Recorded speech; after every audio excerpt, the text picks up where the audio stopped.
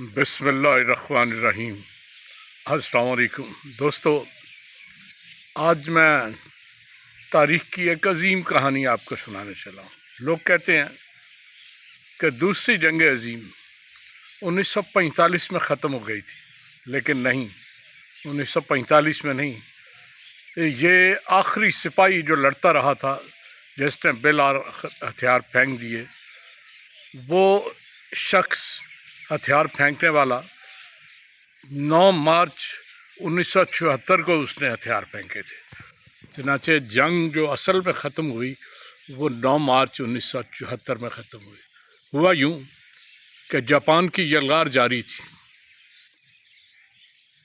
وہ آگے بڑھتے جا رہے تھے، ادھر برما، فلپین، ساری جگہ جاپانی فوجیں علاقے سر کرتی ہوئی آگے جا رہی تھی۔ تو جب ایٹم بم امریکہ نے اس کے 2 شہروں پہ گرایا تو جاپان نے ہتھیار ڈال دیے۔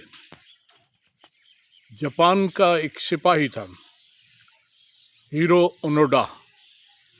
اونوڈا جو تھا وہ اس وقت فلپین میں ایک چوکی پہ تعینات تھا، اور اسے حکم دیا گیا تھا کہ تم نے لڑتے رہنا ہے اس وقت تک جب تک آخری آرڈر نہ ملے، اور اگر عام جنگ ختم ہو بھی جائے تو گوریلا جنگ شروع کر دینی ہے۔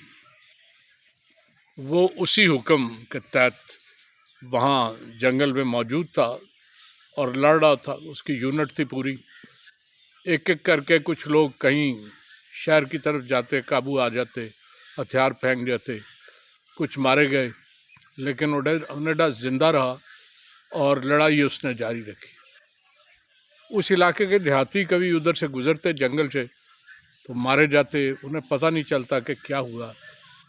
پھر دیہاتیوں کے علاوہ پولیس بھی کئی دفعہ وہاں گئی اور وہاں اچھی بھلی لڑائی ہوئی، لیکن پھر پولیس پسپا ہو جائے۔ انہیں سمجھ نہیں آ رہی تھی کہ کون بندہ ہے جو ابھی تک وہاں لڑ رہا ہے یا کون سی فوج ہے۔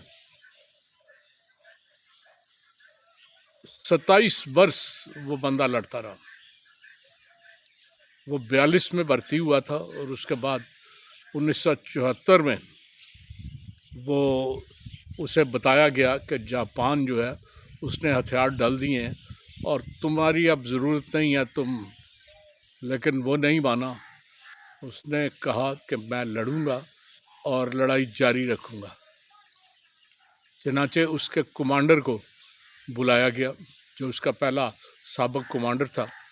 وہ کمانڈر صاحب تشریف لائے، انہوں نے انہیں کنونس کیا کہ بھائی لڑائی ختم ہو گئی ہے، اب واپس آؤ۔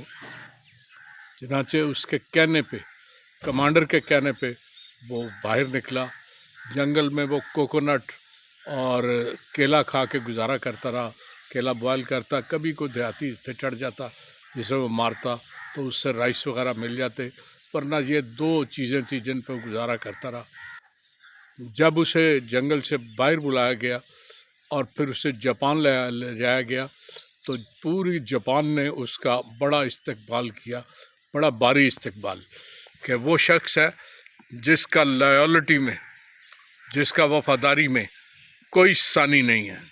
چنانچہ ایک ہیرو کی طرح اس کا استقبال ہوا۔ 2 سال بعد اس نے وہیں شادی کر لی اور پھر کچھ عرصہ برازیل شفٹ ہو گیا۔ 91 سال کی عمر میں جاپانیوں کا وہ عظیم ہیرو 2014 میں اس دنیا سے رخصت ہوا، لیکن وہ دنیا کی عظیم داستانوں میں سے ایک داستان رقم کر گیا ہے، جو لائلٹی اور حکم پروری کی داستان ہے۔ اللہ حافظ۔